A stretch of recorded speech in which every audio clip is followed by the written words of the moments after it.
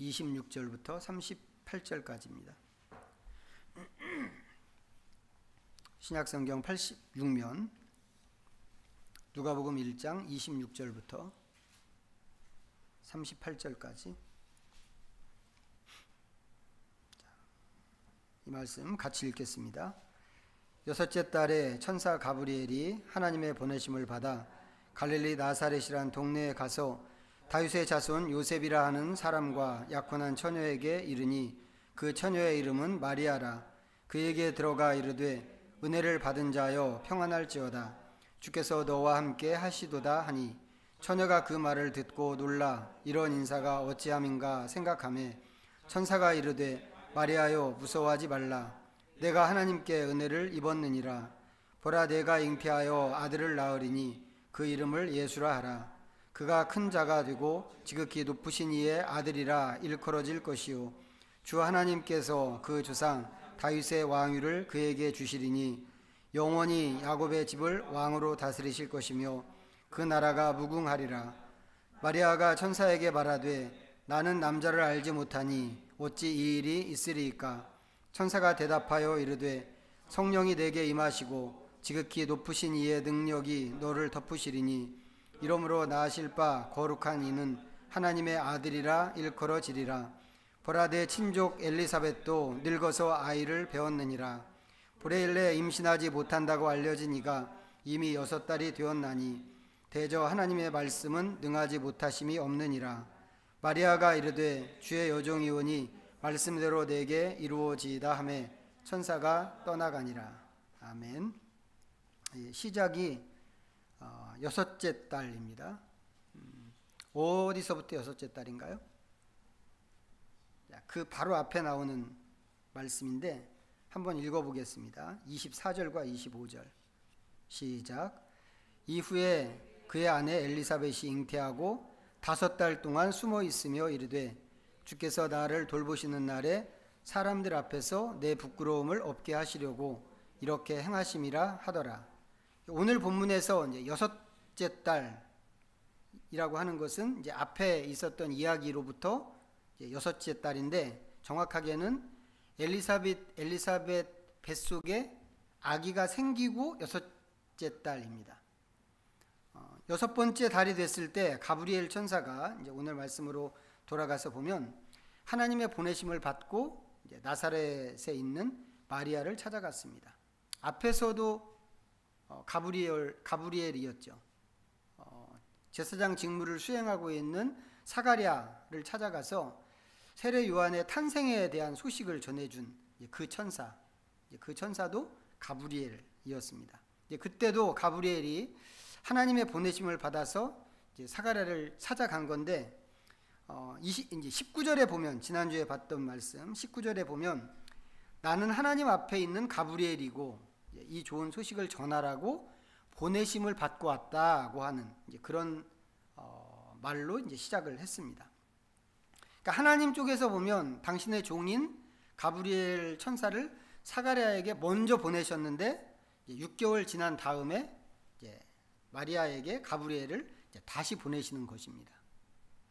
이런 걸 보면 이제 하나님께서 하시는 일이 얼마나 계획적이고 얼마나 체계적인가 하는 것을 우리가 좀 생각할 수 있습니다. 사람을 구하겠다고 하는 것도 계획적이고 또 그 일을 사람을 구하는 그 일을 어떤 순서로 할 것인가 하는 것도 되게 계획적입니다. 그래서 이제 이것과 관련된 말씀으로 우리가 지난번 시간에 갈라디아서 4장 말씀을 읽었는데 그 말씀 다시 한번 좀 찾아보겠습니다. 자, 갈라디아서 4장 305면입니다.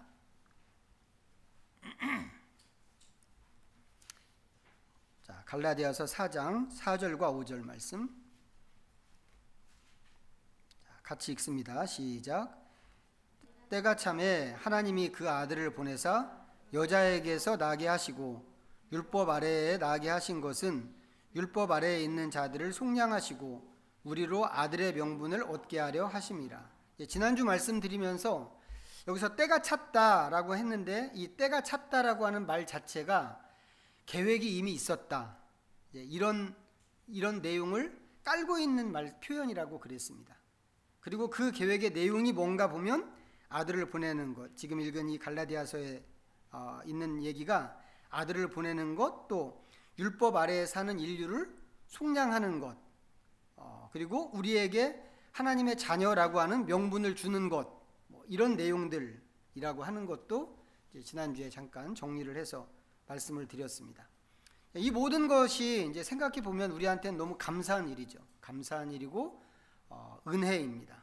은혜인데, 그렇다면 하나님께서 이런 계획을 언제부터 생각하셨을까요? 자, 에베소서 1장 한번 보겠습니다. 310면으로 가서 에베소서 1장 3절부터 5절까지 같이 읽습니다. 시작. 찬송하리로다. 하나님 곧 우리 주 예수 그리스도의 아버지께서 그리스도 안에서 하늘에 속한 모든 신령한 복을 우리에게 주시되, 곧 창세 전에 그리스도 안에서 우리를 택하사 우리로 사랑 안에서 그 앞에 거룩하고 흠이 없게 하시려고 그 기쁘신 뜻대로 우리를 예정하사 예수 그리스도로 말미암아 자기 아들들이 되게 하셨으니.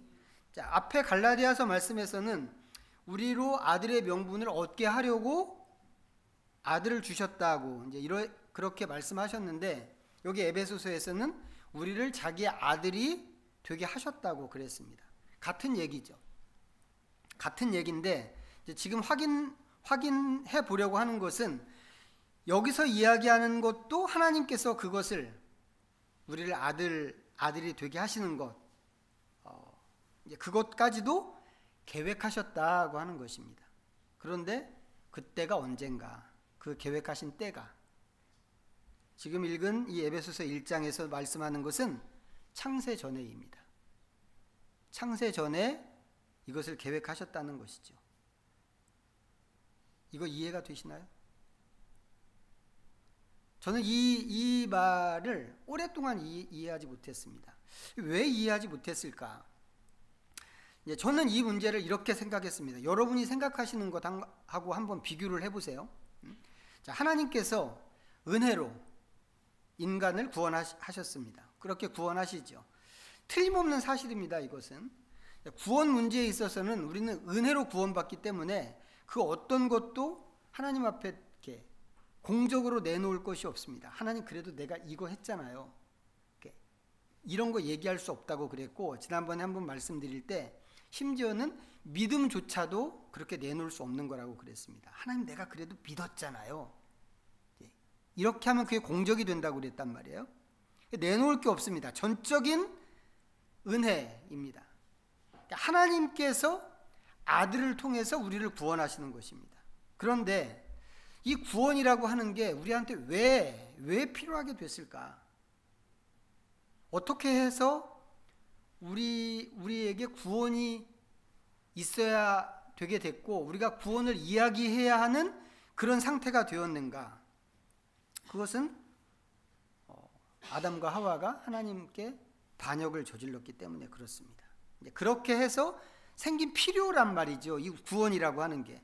반역으로 인해서 인간은 하나님에게서 쫓겨났고 죄와 사망에 떨어지게 되었기 때문에 하나님께서 우리를 거기서 구원하시기로 이렇게 하신 것입니다. 그런 만큼 우리를 구원하시는 이 하나님의 계획은 제가 생각할 때 반역 이후에 구상된 것이라고 저는 그렇게 생각을 했습니다. 자, 그런데 지금 본 말씀에서 창세 전에 그것을 정하셨다고 하는 겁니다. 창세 전에. 타락을 한 것도 아니고 사람이, 심지어는 아직 사람이 만들어지지도 않은 상태인데 창세 전이라고 한다면, 그런 시점에서 우리의 구원을 생각하셨다고 하는 것, 이걸 어떻게 봐야 할까? 이게 저한테 굉장히 어려운 문제였어요. 여러분은 어떠세요? 자, 이게 저한테 이제 오랫동안 문제가 됐는데, 문제가 된 이유는 뭐냐면 구원에 대한 개념 때문에 그랬습니다. 구원이 무엇인가? 보통의 그리스도인들이 생각하는 것처럼 저도 오랫동안 구원을 죽어서 천국 가는 것, 이렇게 생각을 했습니다. 그리고 죽음은 뭐예요? 죽음은 선악과 사건으로 인해서 세상에 들어온 일인 거죠. 그렇게 생각을 했습니다. 그런데 이런 관점은 뭔가 하면 우리를 상당한 오류에 빠지게 하는 그런 관점입니다. 일단 하나님께서 아들을 통해서 우리를 죄와 사망에서 구해 주시는 것은 맞습니다. 그런데 죄와 사망이 무엇인가 하는 거예요. 죄는 무엇이고 사망은 무엇인가? 보통은 죄와 사망을 행위의 결과라고 생각을 합니다. 선악과를 따먹은 결과인 거죠. 이제 그러다 보니까 이 죄와 사망의 문제에서 중요한 것은 뭐냐면 무엇을 했는가 아니면 하지 않았는가, 이게 중요한 문제가 됐습니다. 그런데 실제로 죄와 사망이라고 하는 것은 행동을 이야기하는 게 아닙니다. 그럼 뭘 얘기할까요? 그것은 상태를 얘기하는 겁니다. 죄의 상태, 사망의 상태를 얘기하는 거죠. 그리고 이것은 항상 하나님과의 관계로 이야기해야 하는 그런 문제입니다. 몇 번이나 말씀을 드렸지만 죄는 하나님에게서 틈이 벌어지는 것입니다. 화살이 관역의 정중앙에 딱 맞으면 최고로 자라는 것인 것처럼 하나님하고 빈틈이 없이 딱 맞으면 그게 가장 좋은 일이고 그게 가장 의로운 상태입니다. 화살이 관역에서 벗어나면 그것은 그 자체로 죄란 말이죠. 눈곱만큼 벌어져도 죄고 끝없이 벌어져도 그것도 역시 죄입니다. 정도에 상관없이 죄는 그냥 죄인 것입니다. 죽음도 마찬가지죠. 하나님에게서 떨어져 있으면 그것이 곧 죽음입니다. 왜 그런가요? 하나님이 생명이시기 때문에 그렇습니다. 하나님께서 주시는 생명의 공급으로 우리가 사는 것이기 때문에 그렇단 말이죠. 하나님에게서 떨어지면 그것은 곧 뿌리에서 잘려나간 꽃 같은 그런 신세가 되는 겁니다. 아무리 예뻐도 소용이 없는 거죠. 시간이 지나면 시들고 사라지게 돼 있습니다. 당연히 하나님에게 붙어 있으면 그 자체가 생명인 거죠. 생명의 근원에 붙어서 계속 생명을 공급받는 거니까 붙어 있는 게 곧 생명입니다. 우리가 지난번 시간에 요한복음 15장 말씀을 읽었죠. 포도나무이신 예수님과 그 가지인 우리의 관계를 이야기했는데, 우리가 예수님에게 딱 붙어 있는 것이 열매를 맺는 비결이다. 이게 성경의 주장이란 말이죠. 왜 그런가? 왜 딴 건 안 되고 예수님에게만 딱 붙어 있어야 되는가? 거기 붙어 있어야 살아있는 것이 되기 때문에 그렇다고 하는 겁니다. 그런가 하면 요한복음 17장에서는 우리가 예수님의 기도를 받습니다. 십자가를 지시기 직전에 드리는 마지막 기도에서 예수님께서 제자들을 위해서 긴 기도를, 한 장 전체에 해당하는 긴 기도를 드리셨는데, 그 중에 하나가, 그때 기도했던 기도의 내용 중 하나가 삼위일체 하나님의 존재 방식으로 제자들을 초대하는 그런 기도였습니다. 그 기도대로 하면 주님의 제자는 하나님의 그 하나 되는, 삼위 하나님의 하나 되는 연합 속으로 들어가게 됩니다. 들어가서 뭐 하나요? 들어가서 삼위일체의 하나됨 속에서 우리도 그냥 있는 겁니다. 하나님과 하나를 이루고 있는 거예요. 하나님은 그 영광과 거룩함이 너무 엄청나서 옛날부터 우리가 쳐다도 볼 수 없는 그런 분이라고 그랬습니다. 그렇기 때문에 우리가 그 속에서 들어가서 산다라고 하면 이게 너무 어마어마한 사건이란 말이죠. 그래서 성경을 읽으면서도, 예수님 말씀을 들으면서도 여전히 이게 뭔지 상상을 할 수가 없습니다. 그런데 예수님께서 그것을 위해서 기도하셨다고 하는 거죠. 그때도 말씀을 드렸지만 예수님께서 실현 불가능한 일을 위해서 기도하시지는 않으셨겠죠. 예수님께서 기도하셨다고 하는 것은 그게 실현 가능한 일이기 때문에 기도하셨을 뿐만 아니라 마땅히 실현돼야 하는 일이기 때문에 그렇게 기도하시는 것입니다. 그리고 무엇보다도 그런 기도를 하신 진짜 이유는 그것이, 예수님이 기도하신 그것이 하나님께서 구상하신 인간 구원의 진짜 모습, 이기 때문에 그렇다고 하는 것입니다. 삼위 하나님께서 구상하시고 참여하신 그런 구원, 그것을 생각하면 죽어서 좋은 데 간다? 이런 생각은 정말 좁은 생각이고 정말 이방인들이나 하는 그런 생각일 수밖에 없습니다. 어쨌거나 우리가 누리게 되는 이 완성된 구원의 진짜 모습은 그런 거란 말이죠. 삼위 하나님의 연합 속으로 우리도 들어가서 하나님과 하나가 되는 것. 그리고 그렇게 되면 우리가 이제 그동안 다뤄왔던 다른 문제도 자연스럽게 해결이 됩니다. 이런 거죠. 하나가 된다고 하는 거, 하나님과 하나가 된다고 하는 거, 일단 거기에 딱 붙어서 일체가 되는 건데, 삼위 하나님과 하나가 되면 그 자체가 하나님과 일체가 되는 것입니다. 예수님에게 그 자체가 붙어 있는 거란 말이죠. 또 하나님에게서 떨어지는 게 죄라고 그랬는데, 하나님, 삼위 하나님과 그렇게 하나가 되고 일체가 되면 더 이상의 죄도 없는 거죠. 교리적으로 우리는 구원을 죄로부터 구원받는 거라고 그렇게 알고 있고 그렇게 믿고 있습니다. 그런데 하나님과 일체가 되면 하나님과 우리 사이에 더 이상 빈틈이 없는 것이기 때문에 그게 곧 죄 없는 상태로 들어가는 그런 일이 되는 겁니다.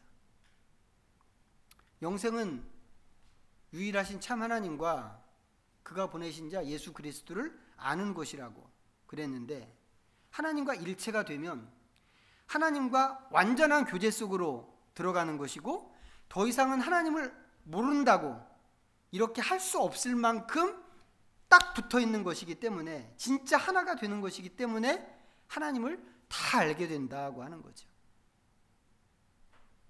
하나님은 우리의 구원을 언제부터 생각하셨을까? 이거 이야기하다가 지금 여기까지 왔는데 생각해 보세요. 하나님은 우리의 구원을 언제부터 생각하셨을까? 지난주 설교를 하면서 아담과 하와는 하나님을 충분히 알지 못해서 범죄했다고 그랬습니다. 그래서 이제 유혹을 받을 때 하나님을 의심했단 말이죠. 하나님을 충분히 알지 못해서. 근데 똑같은 유혹과 시험을 받을 때 예수님께서는 넘어지지 않으셨어요. 예수님은 어떻게 그러실 수 있었을까? 하나님과 예수님의 존재 방식이 서로 안에 있는 것이기 때문에 그렇다고 하는 것이죠. 그걸 생각하면 아담과 하와는 예수님만큼 하나님과 일체를 이룬 상태는 아니라고 하는 게 분명하고, 하나님을 아는 것이 영생이지만 아담과 하와는 하나님과 하나가 됐다라고 할 만큼 하나님을 아는 수준은 아니었다고 하는 것입니다. 지난 시간에 말씀드린 것처럼 누군가를 아는 것은 정보를 들어서 알 수 있는 그런 문제가 아닙니다. 오직 경험을 통해서만 알 수 있습니다. 저 사람은 믿을만해, 저 사람은 믿을 수 없어, 이런 얘기는 잘 알지 못하면 할 수 없는 얘기고 또 해서도 안 되는 얘기죠. 다른 사람의 말을 듣는 것으로 누군가를 판단하는 거, 이것은 더더욱 아닙니다. 정말 긴 시간 동안 만나고 직접 소통하고 경험할 때만 사람을 알 수 있는 건데, 인간은 그럼에도 불구하고 너무 다양한 측면을 갖고 있어서 어지간하게 만나갖고는 그 사람을 다 안다 이렇게 할 수가 없습니다. 정말 오랫동안 만나고 교제하고 가깝게 지낸 사람 중에서도 어떤 때 보면 너무 생소한 모습이 있어서 너한테 이런 모습도 있었어? 이럴 때가 있단 말이죠. 이럴 때가. 사람 안에 그렇게 다양한 모습이 있는데, 하물며 그런 사람을 만드신 하나님이라고 한다면 얼마나 많이 만나고 얼마나 많이 경험을 해야 그분을 다 알 수 있을까? 아담과 하와는 그 정도 수준으로 하나님을 알지는 못한 것이고, 그래서 시험을 받을 때 넘어졌다고 하는 것입니다. 이 대목에서 종종 질문하는 사람들이 있습니다. 완전한 인간인 아담과 하와인데 그 아담과 하와가 완전한 인간으로 어떻게 하나님과 반대쪽으로 갈 수 있을까? 어떻게 죄를 지을 수 있을까? 이제 이런 질문 하는 사람이 있어요. 궁금한 내용이긴 하죠. 그런데 그것은 하나님께서 인간에게 자유를 주셨기 때문에 그런 것입니다.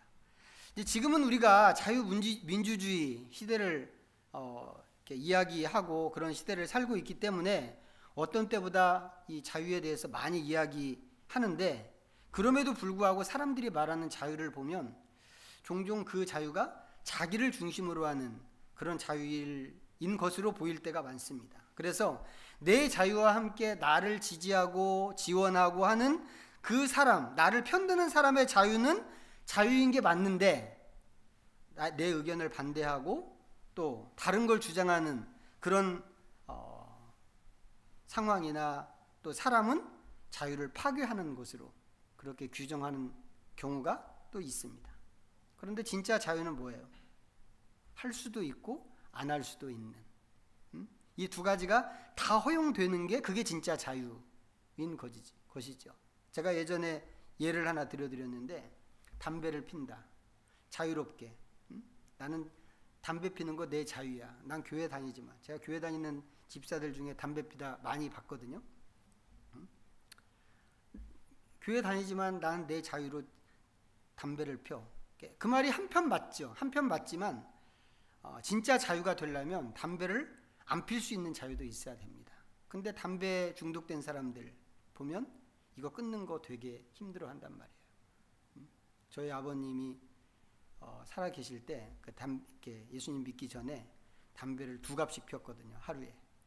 제가 그래서 압니다. 예수님 믿고 나서 담배를 끊겠다고 하는데 그거 못 끊으시더라고. 자유란 뭐예요? 나 담배 피겠어 라고 하면 담배 필 수 있죠. 근데 나는 이제부터 담배를 안 필 거야 라고 하면 그거를 딱 끊을 수 있어야 된단 말이죠. 그게 진짜 자유입니다. 다른 것도 마찬가지죠. 근데 아담과 하와에게 하나님께서 주신 자유는 어떤 자유인가? 그런 자유라고 하는 거예요. 그런 자유. 할 수도 있고 안 할 수도 있고. 누가 결정하는 거예요? 그 사람들 스스로가 결정하는 것이죠. 하나님께서 이런 자유를 아담과 하와에게만 주신 게 아니고 사실은 모든 인간에게 주셨습니다. 사람을 만드시겠다고 하시면서 하나님께서 생각하신 게 바로 이런 거였죠. 자유롭게 결정하는 인간. 그런데 이 자유는 뭔가요? 위험한 것입니다. 자유가 좋은 것이긴 하지만 자유는 위험하기도 합니다. 왜 위험한가? 언제 어디로 튈지 모르기 때문에 위험합니다.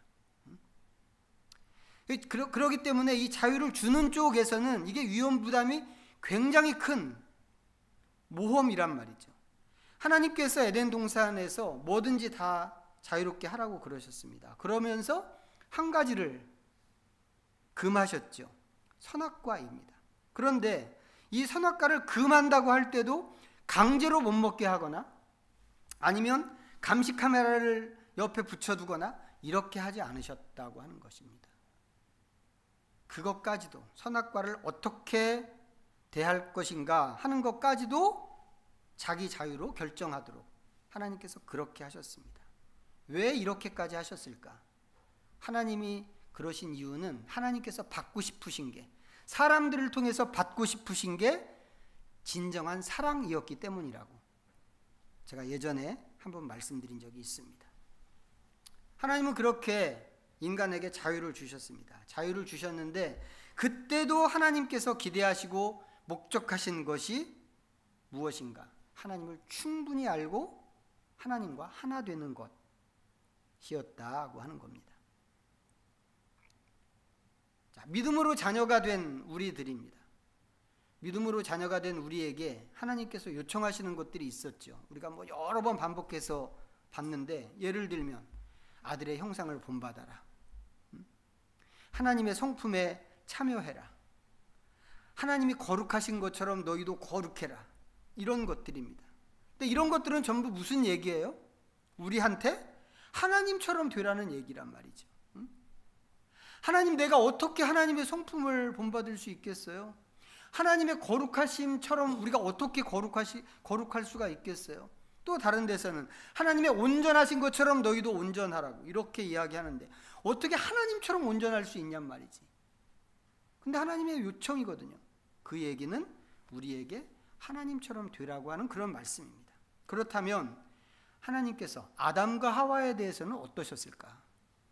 아담과 하와에 대해서는 그 사람들에 대해서도 하나님께서는 똑같은 꿈을 꾸고 같은 계획을 갖고 계시지 않았을까 하는 것입니다. 그게 인간을 향해서 갖고 계시는 하나님의 바람이기 때문에 그렇습니다. 그렇다면 그런 생각을 하나님은 언제부터 하셨을까 하는 겁니다. 언제부터 하셨을까? 너무 뻔한 얘기죠. 삼위 하나님께서 우리의 형상으로 사람을 만들자라고 하실 때부터 생각하셨을 것이다 이겁니다. 그래서 하나님의 구원 계획은 창세 전부터 있었다고 말하는 게 성립이 되는 것입니다. 인류 역사는 어떻게 보면 그것을 위해서 일하시는 하나님의 경영입니다. 성경에서는 이 경영을 경륜이라고 이렇게 표현하는데 그것이 이제 때가 차서 하나님께서 본격적으로 움직이시기 시작하신 것입니다. 하나님께서 세우신 모든 계획은 예수 그리스도를 통해서 이루어집니다. 그런데 그리스도의 길을 예비하는 사람이 먼저 와야 한다고 하는 것도 있었죠. 이것도 전부 이제 계획이 된 일인데 이제 그 일을 하나님께서 이루시겠다고 지난주에 말씀하시는 것을 우리가 봤습니다. 그래서 가브리엘을 사가랴에게 먼저 보냈고 엘리사벳의 태에 아기를 주셨습니다. 거기서 6개월이 지난 다음에 나사렛에 있는 마리아에게 하나님이 가브리엘을 다시 보내시는 겁니다. 이게 오늘 말씀이 다루는 내용의 핵심입니다. 우리가 지난번 시간에 창세기 3장 15절을 봤는데 거기에 보면 여자의 후손이 나옵니다. 여자의 후손이 너와 원수가 되고 너는 여자의 후손과 원수가 된다. 이런 말씀인데 그리스도는 여자의 후손으로 오게 되어 있습니다. 그래서 때가 찼을 때 가장 먼저 필요한 것이 무엇인가 우리가 생각할 수 있는데 그것은 여자지요. 여자. 그 자리에 마리아가 선택됐다고 하는 겁니다. 그럼 마리아는 어떻게 하다가 하나님의 이런 경륜에 선택되었을까요? 마리아. 우리가 뭐 자세한 내용은 알 수 없습니다. 마리아에 대한 기록이 성경에 뭐 그렇게 많이 나오는 게 아니기 때문에 자세하게는 알 수 없는데 한 가지는 분명합니다. 마리아가 이 일에 선택받을 만큼 준비된 사람이기 때문에 그랬다고 하는 것입니다. 사실 마리아가 감당하기에 이 일이 그렇게 쉬운 일이 아닙니다. 오히려 굉장히 어려운 일이었죠. 말씀드렸지만 마리아가 이때 나이가 한 13살, 14살이었다고 그랬습니다. 그 나이가 유대인들한테는 남자 유대인 아이들한테는 성인식을 하는 그런 나이입니다. 그러니까 여자 아이들도 성인으로 들어가는 그런 나이 때란 말이죠. 그래서 그 나이에 이제 결혼하는 경우들이 많이 이렇게 있었는데 그런 그 나이에 꼭 그 나이가 아니라고 하더라도 마찬가지죠. 마리아가 이 일을 감당할 때 메시아의 어머니가 되는 거란 말이에요. 메시아의 어머니가. 그런데 그 메시아가 환영받는 메시아가 아니고 거절당하고 핍박당하고 고난받고 십자가에서 죽는 그런 메시아라고 하는 거죠. 그런 메시아의 어머니가 된다고 하는 것. 어떻게 보면 마리아가 평생 마음의 고통을 안고 가야 하는 그런 일입니다. 앞에서 하나님이 주신 자유를 말씀을 드렸는데 하나님께서 마리아에게 소식을 전할 때 이 일을 강제로 받도록 그렇게 하지 또 않으셨죠. 자유로 결정하도록 하셨는데 마리아가 이것을 받은 겁니다. 어떻게요? 주의 여종이 오니 말씀대로 내게 이루어지이다 라고 하면서 저는 이 마리아의 이 대답을 보면서 문득 하와가 생각이 났어요. 하나님께서 말씀하신 것이 있고 그 말씀을 분명히 알고 있었던 하와였는데 하와는 하나님의 구원 경륜과 반대로 가기로 결정을 했었죠. 왜? 더 나은 행복을 얻기 위해서 하나님처럼 되고 싶다고 하는 그 욕망 때문에 그렇게 했습니다. 그런데 마리아는 전혀 반대인 것이죠. 이 말씀을 받으면 어떻게 될까? 자기의 결혼 문제는 어떻게 될 것이며 동네 사람들은 자기를 무엇이라고 얘기할 것인가? 자기가 앞으로 계속 살아갈 수는 있을까? 여러 가지 것들을 생각할 수밖에 없는 상황인데 마리아는 하나님의 말씀대로 이루어지는 것이 옳다고 생각을 한 것입니다. 결국 마리아의 그 결정이 하나님의 경륜을 이루게 했습니다. 그리고 우리는 그 경륜 가운데서 이 복음을 받게 된 것이죠. 사실 하나님의 경륜 앞에 마리아만 서 있는 것은 아닙니다. 어떻게 보면 모든 사람들이 하나님의 경륜 앞에 있죠. 말씀드린 것처럼 하나님께서 처음에 계획하셨고 인류 역사 전체가 하나님의 경륜을 이루는 하나의 과정이기 때문에 모든 사람은 하나님의 경륜 앞에 있다고 할 수 있습니다. 그건 우리도 마찬가지죠. 거기서 그 경륜 안에서 우리는 하와처럼도 할 수 있고 마리아처럼도 할 수 있습니다. 그런데 마리아는 우리가 가야 할 길이 어떤 것인가 하는 것을 보여줬다고 하는 겁니다. 모범으로. 그리고 그런 사람에 의해서 하나님의 계획이 만들어졌습니다. 당신의 계획을 이루기 위해서 하나님께서 이렇게 일을 하십니다. 그 경륜을 이루기 위해서 이런 식으로 일을 하시죠.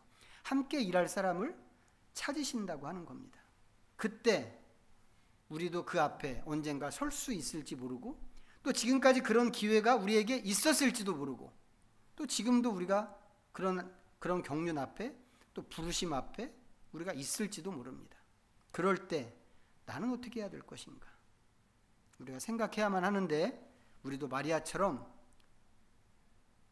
하나님 앞에 자기 자신을 어떠한 환경이나 어떠한 상황이 앞에 있다고 하더라도 하나님 앞에 자신을 마리아처럼 드릴 수 있는 그런 사람으로 잘 준비될 수 있으면 좋겠습니다.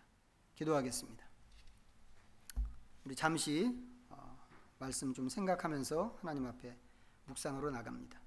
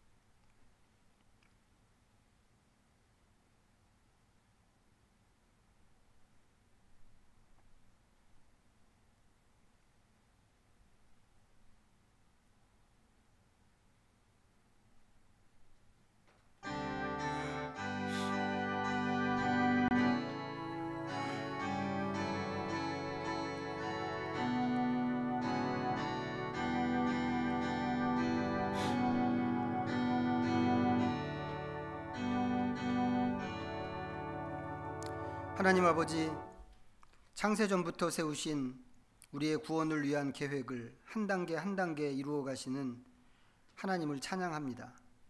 하나님의 이런 경륜이 우리를 구원하셨는데 그 과정에 마리아 같은 믿음의 선배가 있었다는 게 얼마나 다행인지 모릅니다. 그의 그런 헌신과 믿음이 오늘 우리에게까지 복음으로 전해졌습니다. 이제는 우리가 그의 뒤를 따르고 하나님의 경륜과 계획에 우리 자신을 드리기를 원합니다. 기꺼이 그렇게 할 만큼 매일 있는 경건의 연습을 통해서 준비되게 하시고 하나님께서 사람을 찾으실 때 기꺼이 자원하게 하시옵소서. 예수님의 이름으로 기도하옵나이다. 아멘. 모두 자리에서 일어나셔서 찬송가 634장